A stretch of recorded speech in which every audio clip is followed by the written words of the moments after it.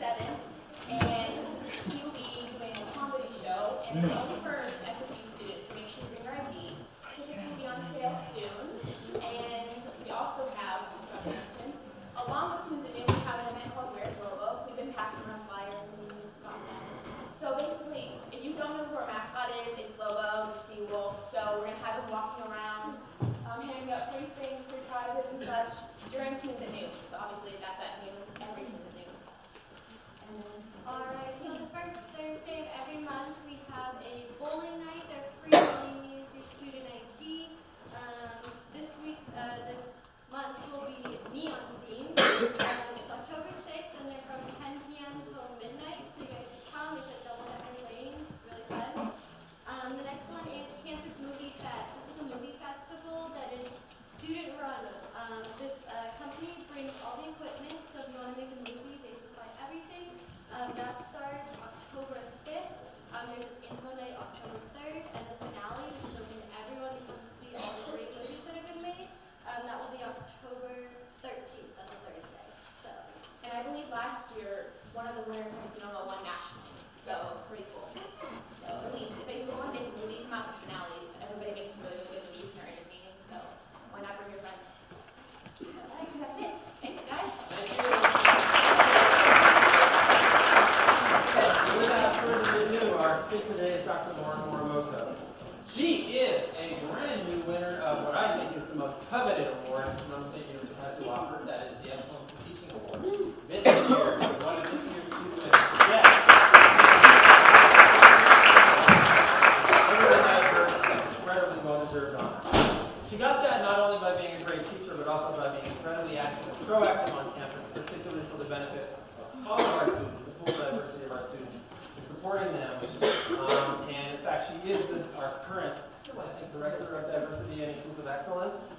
In that role, she's supported many and developed many programs, to support students from coming from all sorts of backgrounds and with all sorts of identities. She holds her PhD from my alma mater, the Ohio State University. Right? Yes. Awesome. She's a professor of kinesiology here at SSU, and she co-developed the coaching education emphasis. And so please give a warm FYE welcome to Dr.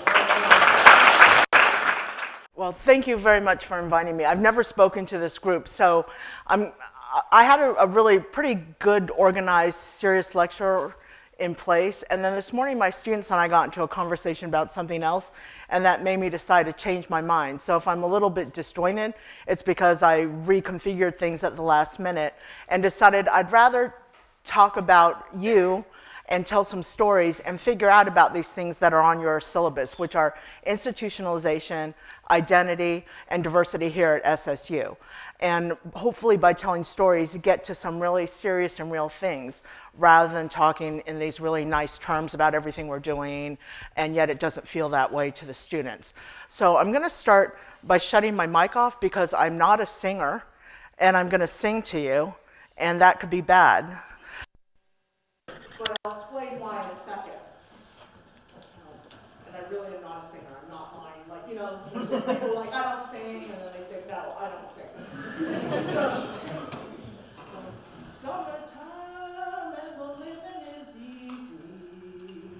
Fish are jumping and the cotton is high. Your dad is rich and your mama's good. So hush, little baby, don't you cry.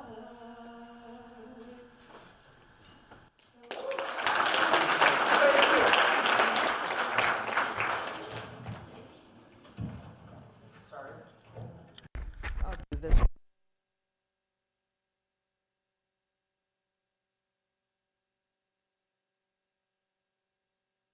Okay, so when we talk about identity, I started with that song because that's the first song I can remember hearing in my household, right?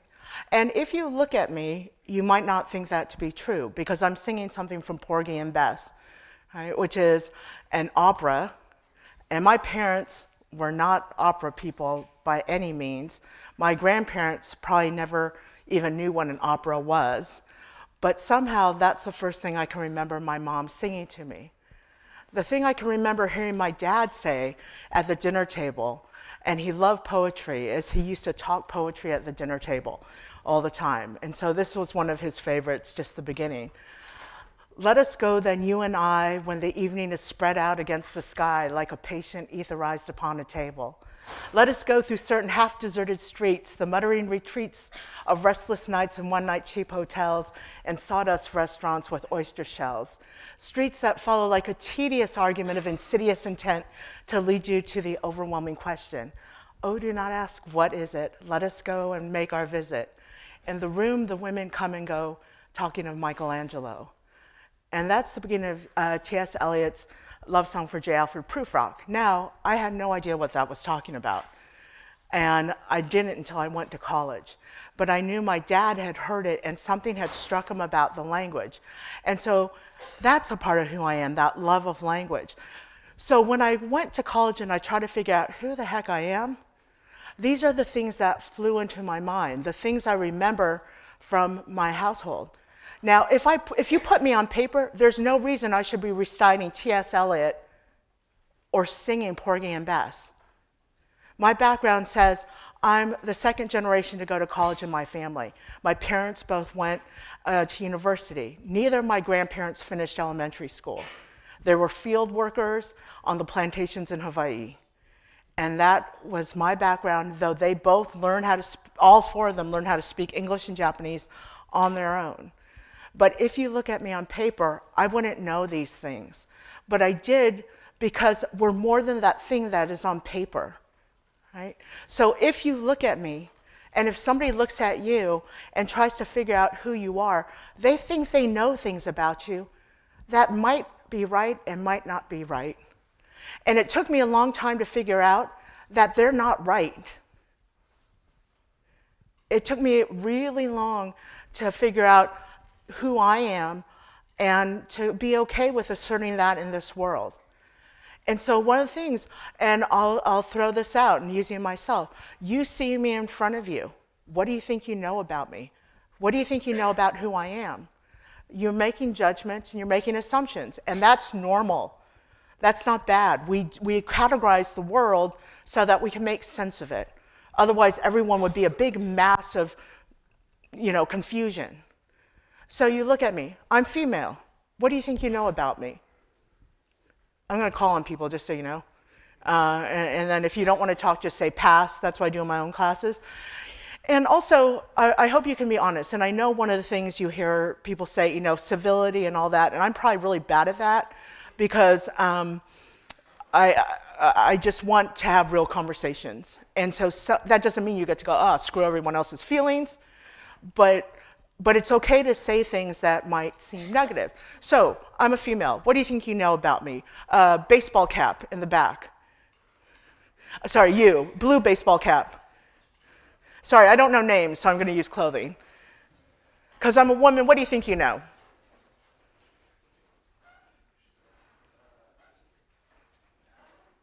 Pass. That's okay. We'll go to front row, green plaid-y thing. Is that not plaid? What do you think you know? Because I'm a woman, what do you think you know about me? Pass. Ooh, very interesting. Does anybody not want to pass and think what you know about me because I'm female or a woman, or I seem to be a woman? You're not married because you don't have a wedding ring on. Good, right? So I'm not married because I don't have a wedding ring on. So people might make certain presumptions, and from that make other presumptions, right? And so if I'm not married, it means one thing. If I'm married and you know that, it could mean another thing. If I'm married, what could that mean? And I don't wear a ring.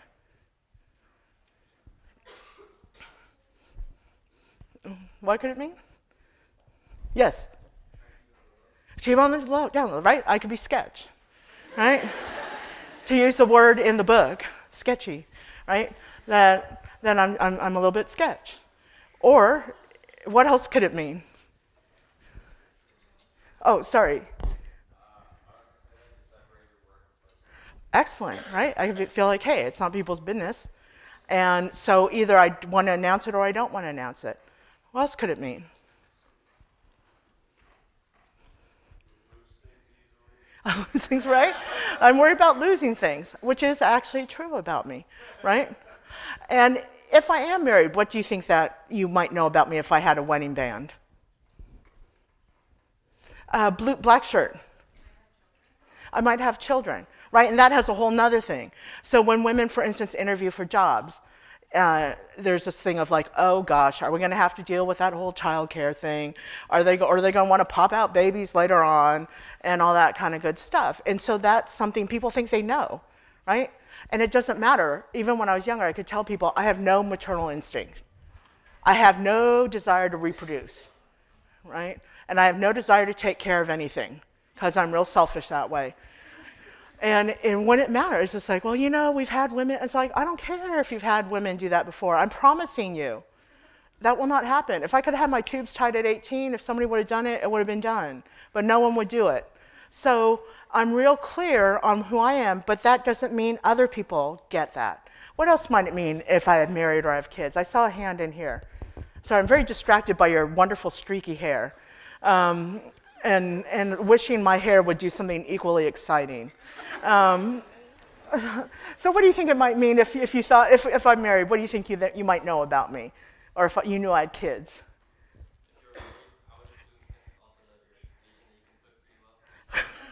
Right? And you would be wrong again, right?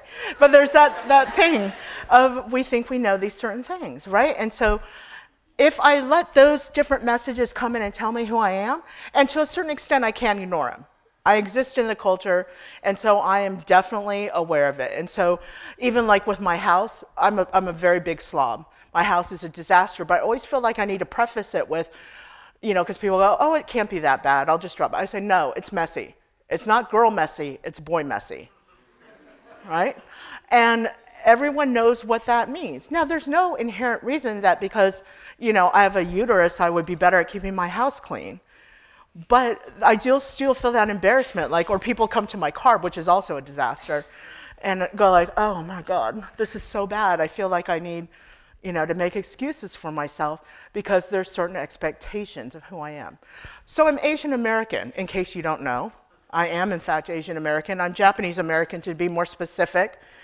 So because I'm Japanese American, what do you think you know about me? And it could be good or bad. And trust me, I've heard it all, so ain't nothing, well, maybe someone will surprise me. But so I'm Japanese American. What do you think you know about me? And who I am? Thank you. My parents might have been in an internment camp. And had they been on the mainland, you would have been right. I had family. But because my family was in Hawaii, though there were intern camps in Hawaii, it was much more limited. It wasn't everyone. But definitely, and that, if you know that about me, might tell you some other things that you think you know, right? What else do you think you might know because I'm Japanese American? A baseball cap. Yes, my parents could have been hard on me academically. And in this case, that would be true, right? That academics were really emphasized in our family, but in part because that's how they climbed out, right? They were on the plantations in Hawaii. They worked from the time they were children, and that's how they got out, is they got an education and moved forward. So that's what they saw from me. Baseball cap. I do play at least one instrument. What if you guess the one? I'm a little atypical, though. Violin, yes. That would be my two sisters. No, I play the cello and the piano. Right? And so, right? So these are all things that exist. So I can't fight those things out in the world, right? And the other things that usually people are like, oh, you're good at math, and that would also be not true. Just so you know, I'm pretty good at physics, but not so good at the math, except for trigonometry. And some people will say, and the other one is always like, you're a bad driver. And I'm like, no, I'm a damn good driver. I'm from Los Angeles. I drive fast, I drive aggressive, but I'm a good driver. No Cal drivers, sorry to make grand stereotypes, make me a little nuts. You're a little bit slow. Don't quite get the fast lane concept. But those things, right? So that's who, you know, as people from the outside are trying to figure out my identity. And it doesn't change wherever I go. So when I go into a classroom like this, I'm dealing with it. Every time I walk into a new classroom, you're dealing with it. And you're dealing with it too, right? Every time you walk into a space here at Sonoma State, people are trying to figure out who you are. And in a lot of settings, you're trying to figure out who you are. And for a long time, to even say I'm Japanese American is a big deal. Because when I was younger, I tried to make up all kinds of crazy stuff. So when I think about this book and the stories that Lizette makes, because it kind of suits people's reality or what she thinks makes her more interesting, I did the same thing. I was desperate not to be Japanese American when I was younger. So even my very good friends who have known me since I'm from kindergarten, a lot of them still think I'm half Irish and that my middle name is Shannon, because that is what I told, lie after lie. And somehow, through the powers of whatever, I actually have that listed on some of my graduation papers. Even though my middle name is not Shannon, I have a Japanese middle name, but I would have died before that was known, right? And so my middle name is Shizuyo. And it also doesn't suit me, why I also hate it, because I'm named after my grandmother, and Shizu means quiet. And so I have this very wrong name. On top of it all, it's also Japanese. So for a long time, that was part, obviously, of who I am, but I didn't want it to be part of who I am. And I can remember one of the only times when we talk about identity and trying to figure this stuff out, and it is hard. By the way, if I swear accidentally, I apologize ahead of time. I'm really trying to watch myself, because usually I swear like a monkey. And so one of the things I can remember with my dad is coming home from middle school one day, and I had been playing softball, and one of my friends was playing and did a bad play. And I was a pretty quiet kid then. I was scared of the whole world.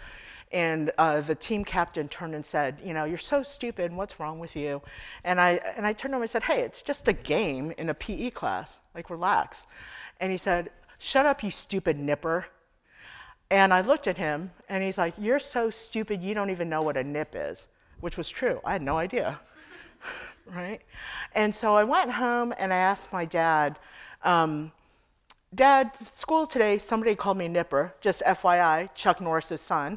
And I still remember his name. And called me a little Nipper. And I said, what does that mean? And my dad said, well, it's a name for somebody of Japanese American descent. And I said, well, why did he call me that? And my father explained, because he was trying to say something bad about you. And I turned to my father and I said, well, in that case, I don't want to be Japanese American. And he told me, well, sorry, you're stuck with that. I said, no, I'm really not. I said, I'm going to dye my hair blonde, and I'm going to change my name, and nobody's going to know that I'm Japanese American. And he looked at me and said, it doesn't matter. That is who you are. And that's who you will be. And I can remember looking at him, looking out the sliding glass doors, and I knew I had hurt him so badly by saying that. And I knew he was so sad for me that after everything he achieved and my mom achieved, at 12 years old, I didn't want to be who I was. And it's still, as 40 years later, I can still remember that moment. And I still feel, as you can tell, enormous guilt over hurting my father that way. Even though he knows I didn't mean it, I didn't know any better. But I can still remember clearly not wanting to be me, and that is a shitty feeling. And then when you hurt someone you love because you don't want to be who you are, that's even more painful. And so the reason I tell this story is figuring out who you are is a rough journey. And it's not just related to students who are from a different ethnic group, from a different class background, from a different gender identity. All of you are going to struggle with this, right? And the best, most powerful thing you can do for yourself is to be okay with admitting when you're not sure you want to be this thing you've been labeled as, right? And to work against that. And And so one of the things the book really resonated with me because I can remember going to college, and some of you might have felt the same thing, of going to college and going, what am I doing here? And maybe you're feeling it now, I don't know, or maybe you're like, oh, I've arrived, this is heaven, I love it. But for me, I went to Cal, and you'll hear about something called imposter syndrome. I was always afraid that it wasn't the same thing like with Lizette, but I always worried that some professor was going to turn a paper back to me with an F and say, I don't know who the hell told you you could write, right? And yes, and I did get a C minus once, and of course, being a kid who got A's all through things, I was like, you might as well have given me an F, and gave me a C minus, and I thought, oh my God, I've been found out. How long before they drum me out of Cal, right? And that fear didn't go away for a really long time. It didn't go away, I'd say, until probably 1993. And I don't know if you were born yet. But when I went away and I did some research on my own, and I realized, like, hey, no, I'm pretty good at this stuff. And it was only then that I kind of trusted that I could assess myself and I knew who I was. I'm a researcher, I'm a scholar, I'm a teacher. But it took me that long to figure that out. So once again, I think the path, some of you are going to go straight through, and it's going to be, you're going to get it, and you've got your thing figured out. And God bless you, I'm so glad, because the more you know, great. But for others, if you're one of those people who are struggling, it's okay. And figuring it out is tough. Now, figuring out at a university can be even tougher because we have these institutional rules that tell you how you're supposed to be, right? So in terms of writing, when you think, what is the purpose of writing? What is the purpose of writing? Let me ask that. So why do we care if you know how to write? Because they're making you take writing, right? You have to pass, and then you later have to pass this exciting test called the WEPT.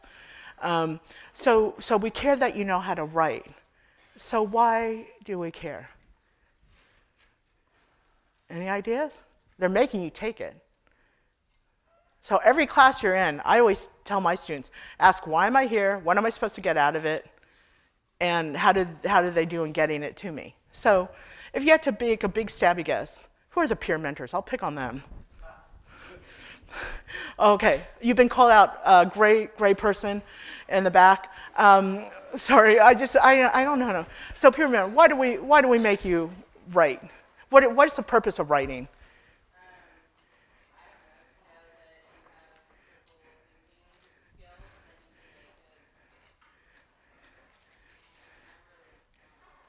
No, and you know what? I'm glad this is okay because you could ask the faculty, and they'd be like, so trust me. No, seriously, I'm not lying. But no, I think critical thinking, right? And so when we talk about critical thinking, I'm sure you hear that a lot, right? We throw it around. We want you to be critical thinkers, critical thinkers, critical thinkers. Oh, am I picking on baseball cap or person in front of baseball cap? Oh my God. Okay, person in front of baseball cap. Yeah, we can go back. So why does writing matter?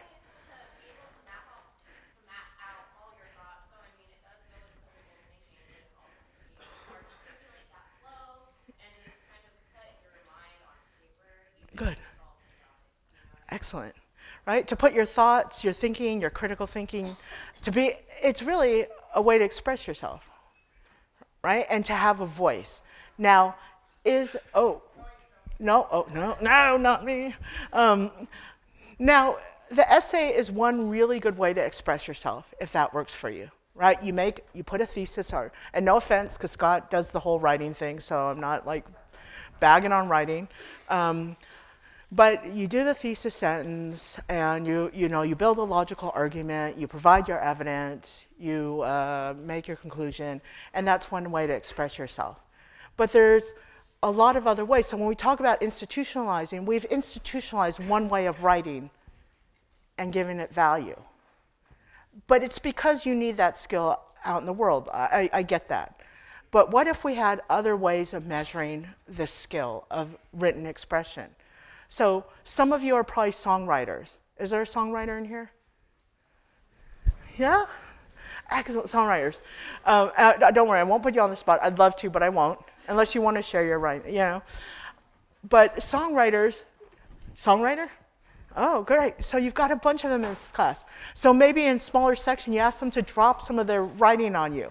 And you are going to find a brilliance and a kind of, thought process that's different. So when I listen to the throwback station, 102.9, if anyone listens to radio. It doesn't come in very well in Roanoke Park, but it's old school hip-hop art and rap. And so when you hear somebody like a Tupac, you're like, this man is expressing some serious stuff. If you listen to, I'm sorry, it's old school, I don't know new people, because I'm old. Bone Thugs and Harmony, I'm like, there is a lyricism to that stuff that's brilliant, right? That's absolutely brilliant. But if you're in a writing class and you turn that in, you're not necessarily going to get an A, right? It depends on the class. But that's because we know that if you go into certain jobs, you got to write these reports and you got to be able to, put the subject in front of the verb and all that other stuff. And it's important. So that's institutionalized and we take it for granted, right? This is the way to write, right? This is what we do, unless you're in a certain kind of class and then maybe you get to write poetry or things like that. But who's to say, why can't we have people drop some spoken word poetry, right? And say, that is, like some of the people who come through the hub blow me away with the depth of their thought and with how much they connect different things. And so, like I said, I'm not saying let's do away with writing, because I write, obviously. But if we had other ways that people felt that those ways of expression are valued, we institutionalize other things that don't necessarily seem racial, class-based, but one is this idea of what does it mean to be civil, right? And we have this statement on civility and tolerance, I think, on this campus. I should know, since this is sort of my job. But since I kind of don't like it, that's probably why I don't know. But this idea of, first of all, I hate that the word tolerance is in there. Now I'm going on a rant, off topic. But because tolerance is like, I want people to do more than tolerate me. People in my department tolerate me, barely, right? I want to be embraced. I want to be celebrated. So enough of this tolerance nonsense, right? All of you deserve better than tolerance. I want better than that for all the students. But since I didn't write the document, I don't care anymore. But the other piece of civility, what counts as being civil, right? So I mentioned I have a little profanity problem, but who decided that that's not a valid way to express oneself, right? Because I can tell you, warning, I'm going to swear, when I want to tell somebody, fuck you, I don't mean frick you, F you, I mean, really, I'm done with you, get out, move away, we're done, right? And that's what I am expressing. When I say bullshit in a meeting, that's what I mean. I don't mean like, oh, this is bull, Pucky. This is nonsense. This is ridiculousness. This is asinine. I know I have other words. Like I have a big vocabulary, okay? But I'm choosing that word just purposely because y'all keep talking and talking and talking, and we're not getting to anything real. So sometimes I'm in a meeting, I just have to go, this bullshit. And, everyone looks at me, and then I call my dad. He's like, why aren't you smarter? And then we're off to the races. So, but once again, who decided it's more civil to not say what's really on your mind? Right? Who decided that it's more important to keep the peace in a meeting and everyone's smiley, and then saying whatever crazy stuff or making decisions instead of being direct? So I'll give you an example. So this idea of, for amongst the faculty, and for students too, it's related to civility, this idea of collegiality. Collegiality, which means to be a good colleague. Well, what does it mean to be a good colleague? To me, being a good colleague is do your damn job, right? Then we're good. But in my department, being collegial means they've confused the definition of collegial with cordiality, being nice. I'm like, being nice has nothing to do with how I do my job. Would it be lovely if we could all be sunshine and roses? But no, you're crazy people, so no. So I'm trying to do my damn job, and you need to stay out of my damn way, right? And yet, and I don't talk this way I mean, but if I say something like, well, you know, I don't really think it's a good idea for us to spend $18,000 on new chairs in a classroom when we need lab equipment. And like, gosh, you know, you're always attacking my ideas. I'm like, you don't even know me in attack mode, peeps. Like, you have no clue. I'm just speaking my mind. And so a lot of times, you know, a couple years ago, two of my colleagues went to my department chair and said, you know, it's really hard for us to speak in meetings because Lauren's really mean. And my first reaction, you know, because I'm a working class, lower middle class kid, is like, first of all, that person needs to put on their big girl pants, walk across the hallway and go, Lauren, sometimes you're a little bit mean and it's hard for me. Not go running to daddy and, you know, deal with it that way. Okay, but I have a really hard time. So somebody's decided this institutionalization of what's cordial, what's civil. Maybe being honest is civil. And like I said, I'm not saying we should go, you know, flying off the handle at everybody, but I'd much rather people be honest with me and say, you know, that was a little bit harsh the way you said that in a meeting, and then we talk about it. Then sit there and smile at me and go, and then later I find out you were really unhappy. Or you think I made a bad point, or you think, you know what I mean? So the ways we communicate are they're informed by class. They're definitely informed by class here. And so I don't think it's any accident that a lot of people, faculty from the working class, are often told that we're not collegial. And I'm like, huh? And so it's not just, so you know, it's not just personal thing here, but even the American Association of Colleges and Universities said we shouldn't be using collegiality as a criteria for who gets tenure and promotion because it's class-based. It's this idea of presenting in a certain way. So for students, it can be the same thing. And I sometimes have to remember that students express themselves differently, right? And just because it's not put in the way that we're all comfortable doesn't mean the point isn't valid. Okay? And so, like I said, that doesn't mean it gives you free for all to say whatever crazy thing, but it means that honesty and having an honest conversation is way more important. And if we want to talk about people's identities and their identities feeling supported here, we need to be open about it. Because let's face it, and when we talk about identities in the institution is we don't do all these things. Like, y'all know not to use certain words, right? You know not to call me a nip. You know not to call so-and-so a fag, not to call somebody else, whatever, ghetto or whatnot. We all know this. And yet, we still separate ourselves and don't respect those different identities. And so when we talk about the institutional things, that's another way. So the ways that we can converse, the kind of ways we express ourselves. The other way that gets institutionalized, and this is kind of my last example, is we've institutionalized class on this campus in a different way. Now, how many of you live in campus housing? Most of you? Oh, okay. Is it required for freshmen? Oh, well, shit. What a dumb question. Okay. You know, learn the audience, Morimoto.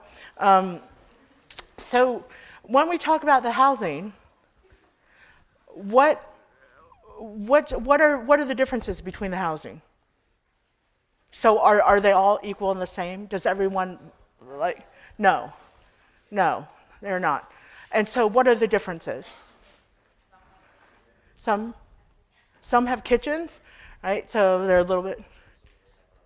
Some have your own bathrooms. Not all. Oh, I didn't see. Learn something new. I didn't know. I thought all of them had their own bathrooms. Well, I know some are doubles, some are triples, some are singles. And apparently, I know they created some new triples to help with the cost, but according to my student insiders, they tripled the wrong dorms maybe. That the rooms that are ginormous that could easily be tripled, they didn't triple, and then the rooms that could not easily be tripled, they tripled. I don't know if this is true. Am I right? I don't know. I could just be making up stuff. But that's interesting, right? Why was that choice made? So when we talk about the housing, what are the perceptions of who lives in what housing? Or are there no perceptions? Is it just my nasty students with their stereotypes? Pink shirt, peach shirt.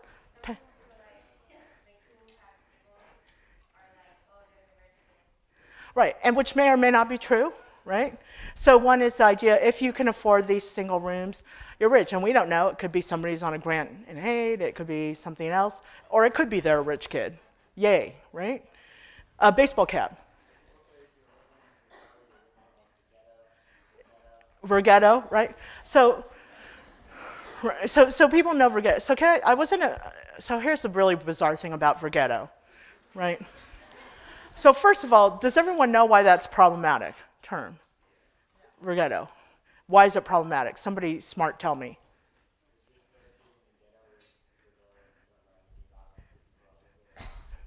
Okay, so one, we're making some grand assumptions about who these folks are.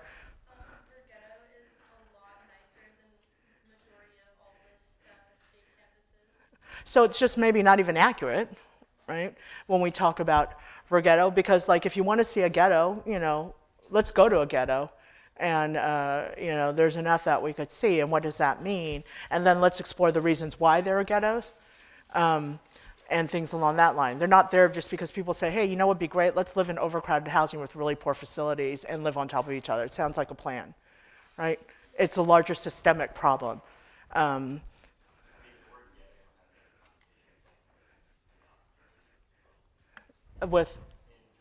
In Germany, yes, good though. In Germany, in Europe, during the and in Poland, the Warsaw Ghetto, of taking undesirables and shoving them into a confined area and kind of making sure they did not have movement around the city. So ghetto has these kind of negative connotations, and I don't think the people who say it are necessarily trying to say all those things. I don't necessarily say like they are undesirables, right? But it's become a term, and then it just happens that Verghetto kind of rolls. Like, I don't know what it would have been if it had been like Zinfandel. It doesn't work. Zinfandel ghetto. I mean, I don't know. So that might just be an unfortunate coincidence of things. But part of the thing with Verghetto is that the people who live in Verghetto know that's what we call it, right? And we know that they know that there's these connotations. And so it creates a class system in our housing, a segregated class system. And that's institutional. And that leads to a lot of other things. So I've heard people say, well, for ghetto, it's not as nice. Or they don't seem to take care of their stuff the same way. Like, could it be because it's an older facility, maybe? And maybe it starts out not being as festive. And so, or maybe they don't get the same services because it's not seen as requiring the same care from our facilities. I have no idea what goes on. But what was really interesting is I was in a meeting with some residence life people, and we were talking about the segregating housing. And I said, yeah, and it really bugs me, this idea of Verghetto. And she jumped on me, jumped down my throat. She's like, stop it.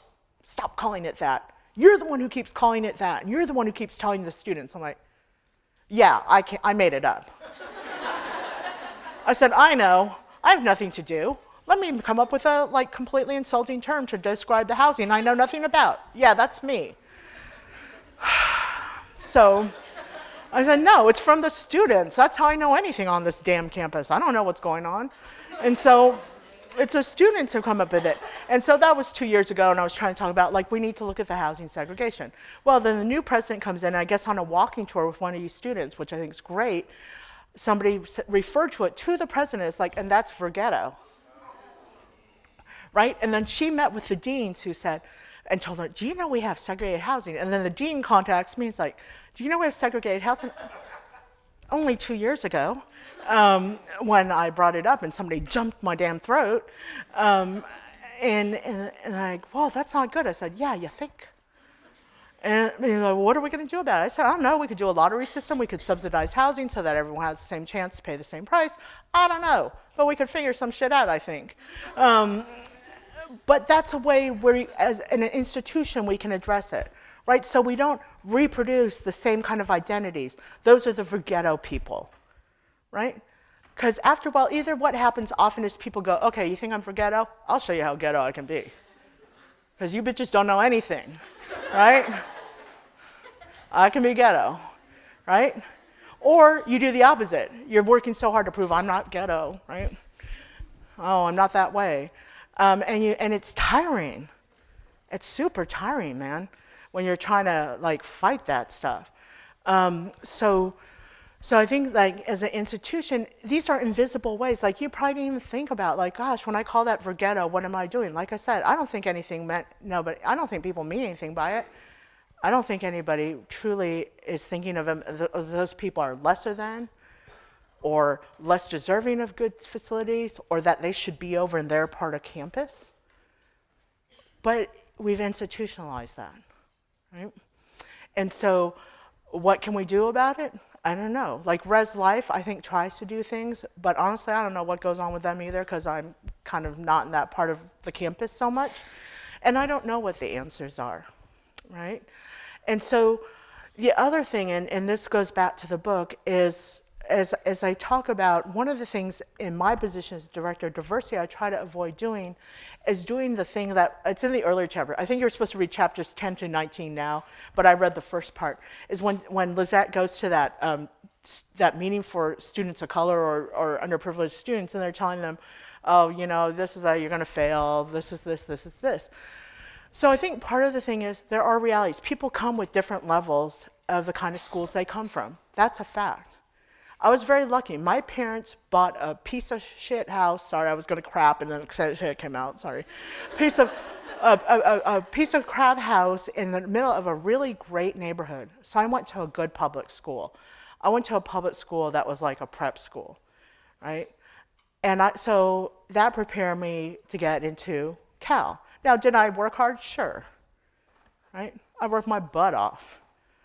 But the fact is I started with a certain amount of privilege.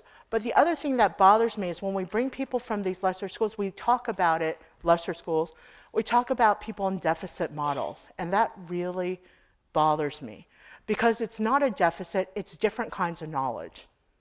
Right?